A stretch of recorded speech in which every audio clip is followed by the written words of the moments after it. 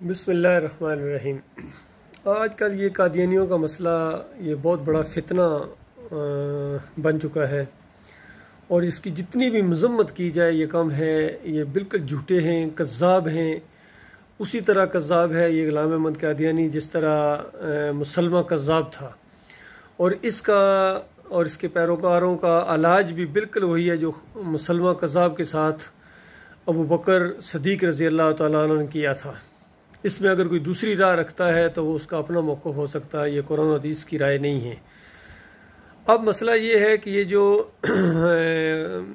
जज्बाती तौर पर या जिस तरीके से भी ये इसको कत्ल कर दिया गया, इसको सज़ा दी गई एक आम आदमी की तरफ से, इससे पहले भी होता रहा है। वो कादरी साहब ने भी इस तरह मामला किया है और लोग इनको हीरो अपना समझना शुरू हो जाते हैं, और ख़ासकर ये मौलवी हज़रात। असल बात यह है कि इनका अपना अकीदा क्या है। ये जो हीरो बनते हैं, जोश के अंदर आके नबी अलैहिस्सलाम की मोहब्बत में आके वो उसको गुस्ताख़ी रसूल को कत्ल कर देते हैं, तो इनका अपना अंजाम क्या होगा? क्या अल्लाह ताला इस जोश को कबूल करेगा अकीदे की ख़राबी के साथ? यानी जिसके अकीदे के अंदर ख़राबी हो, अगर वो इस तरह का जोश और खरोश दिखाए तो क्या अल्लाह के यहाँ वो काबिल कबूल है? मेरे भाई, अगर आप ख़ुद जन्नत ना जा सकें और एक काफर को तुम मार के उसको जहन्नम में पहुंचा दिया, लेकिन तुम खुद अगर जन्नत ना जा सको तो बताओ फिर तुमने अपने साथ क्या इंसाफ किया है? आज सबसे बड़ा मसला ये है, मैं देखता हूँ ये कितने वीडियोज़ आते हैं, जिस तरह ये खादम हुसैन रिजवी साहब हैं या तारिल कादरी साहब हैं या और कितने दूसरे आगे बढ़ बढ़ के ये बढ़ने की कोशिश करते हैं। फिर ये वकील हज़रात हैं, वो उसके साथ सेल्फियाँ बनाने में और उसको चूमने में समझते हैं कि बहुत बड़े आशिक़ रसूल हैं और ये जो इनका अमल है इनको जन्नत तक ले जाएगा। और मसला ये है तुम्हारा अपना अकीदा क्या है? ख़ुद वो खालिद या फैसल जिसका नाम है वो कह रहा है कि नबी अलैहिस्सलाम ने ख्वाब में आकर मुझे बताया था कि इसको कत्ल कर दो, और नबी अलैहिस्सलाम ने मुझे पिस्तौल पकड़ाया है। आप बताओ, गौर करो, ये कितना बड़ा मुशरिकाना अकीदा है कि नबी अलैहिस्सलाम को तुम अल्लाह के साथ आलमुल गैब समझ रहे हो कि नबी अलैहिस्सलाम को सब कुछ पता चल गया यहाँ क्या हो रहा है, फिर आके पिस्तौल भी पकड़ाया है। और बताओ, अगर जज तुम्हारे बारे में ये फैसला कर दे कि नबी अलैहिस्सलाम ने मुझे आके कहा है कि ये झूठ बोल रहा है, इसको फांसी लटकाओ, तो फिर तुम्हारे पास क्या जवाब होगा इसको रद्द करने के लिए? तो लिहाजा ये ड्रामाबाजियाँ बंद करो।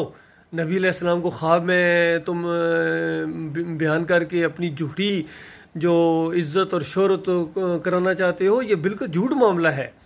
कोई ख्वाब में नबी अलैहिस्सलाम नहीं आते हैं किसी के। तारिल कादरी भी इसी तरह के कहता था कि नबी अलैहिस्सलाम ख्वाब में मुझे आके कहते हैं कि सारे बाकी फ़िरके बातिल हैं और ताहिर तुम मेरे लिए टिकट का इंतज़ाम किया करो और खाने का इंतज़ाम किया करो। कितने बड़े बड़े उलमा इस तरह की झूठी बातें करते हैं।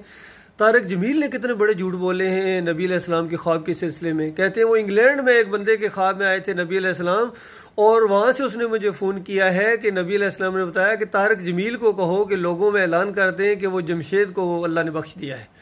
वो किस तरह ड्रामे कर रहे हो तुम? तो लिहाजा अल्लाह के बंदो, मेरे भाइयों, पहले अपने अकीदे को दुरुस्त करो।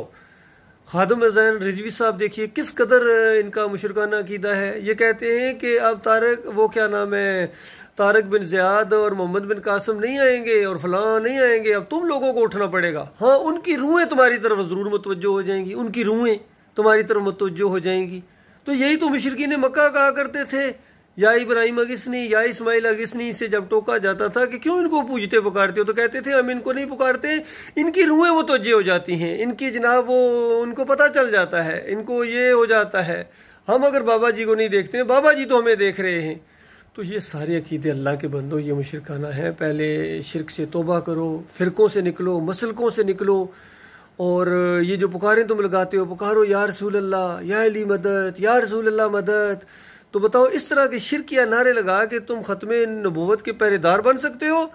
हरगिज़ नहीं। तुम्हारा अपना अकीदा ख़राब है जो अल्लाह की तौहीद के ऊपर डाका डाले, अल्लाह की तौहीद को पाँव से रौंद कर आगे आए और जोश दिखाए कि मैं नबी अलैहिस्सलाम का बड़ा आशिक हूँ। ऐसे आशिक तो अफसानों में भी नहीं मिलते हैं कि तुम आशिक़े रसूल हो। तुम नबी अलैहिस्सलाम के दीन को तो पहले इख्तियार करो।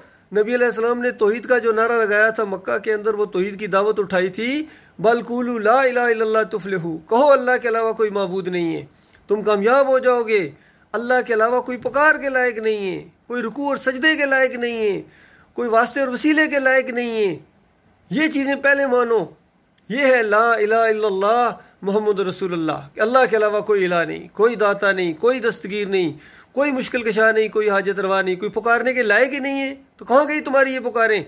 مشرکین مکہ پکاریں یا ابراہیم اغثنی یا اسماعیل اغثنی، تو وہ کافر اور مشرک، اور تو آپ لوگ پکاریں یا علی مدد، یا رسول اللہ مدد، اغثنی یا رسول اللہ۔ تو آپ مومن و اللہ کے بندو کچھ تو خوف کرو، کچھ تو انصاف کرو۔ وہ کیا اللہ کو جواب دو گے؟ مرنا نہیں ہے، مرنے کے بعد نہ تمہاری یہ پارٹیاں کام آئیں گی، یاد رکھیے، نہ تمہارے یہ نعرے کام آئیں گے، نہ تمہارے یہ جتھے کام آئیں گے، اور نہ یہ بڑے بڑے افسر اور بڑی بڑی یہ جو پوسٹیں ہیں نا، یہ تمہیں نہیں بچا سکیں گی اللہ کے ہاں۔ اپنا ایمان بالکل خالص کرو، کلمے کو مانو۔ پہلی بنیادی بات یہ ہے کہ اللہ کے علاوہ کوئی معبود نہیں ہے، کوئی پکارے جانے کے لائق ہی نہیں ہے، کوئی رکوع اور سجدے کے لائق نہیں ہے، کوئی واسطے وسیلے کے لائق نہیں ہے، کوئی نظر و نیاز کے لائق نہیں ہے۔ اور پھر محمد رسول اللہ، محمد صلی اللہ علیہ وآلہ وسلم جو ہیں وہ خاتم النبیین ہیں، آخری رسول ہیں، سچے رسول ہیں، اللہ کے رسول ہیں، اللہ کے ساتھ شریک نہیں ہیں، پکار کے اندر شریک نہیں ہیں، نظر و نیاز کے اندر شریک نہیں ہیں، واسطے وسیلے کے اندر شریک نہیں ہیں۔ اور جو چیز بھی نبی علیہ السلام نے شرک کہی ہے وہ شرک ہے۔ نبی علیہ السلام فرمائے تعویذ گنڈا شرک ہے۔ آج کتنے لوگ ہیں یہ تعویذ گنڈا کر رہے ہیں۔ پھر جمہوریت کا یہ سارا نظام جو ہے یہ مشرکانہ نظام ہے، طاغوتی نظام ہے۔ تو بتاؤ جمہوریت کے اندر یہ قدم رکھنے والے اور اسمبلیوں تک پہنچنے والے، تو بتاؤ وہ اللہ کے دین کو کیسے بیان کریں گے؟ تو یہ تو مشرکانہ نظام ہے۔ تو اللہ کے بندو دین کو خالص کرو، اپنے دین کو بالکل خالص کرو اللہ تعالیٰ کے لیے، اور پھر اس کے بعد پوری طرح جب ایمان عقیدہ درست ہوگا خود یہ مدینہ کی ریاست بنے گی۔ پھر اس کے بعد سوال نہیں پیدا ہوتا ہے کوئی نبوت کا دعویٰ کر سکے اور کوئی اس کی حمایت کر سکے اور کوئی اس کے کیس کو لٹکا سکے۔ یہ منٹوں میں فیصلے ہو جائیں گے ابو بکر صدیق کی طرح۔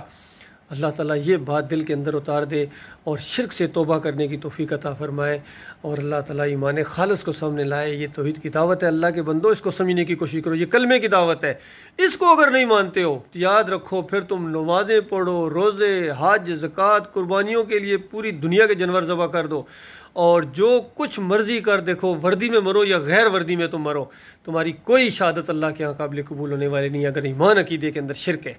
اللہ تعالیٰ اس بات کو سمجھنے اور غور و فکر کرنے کی توفیق عطا فرمائے۔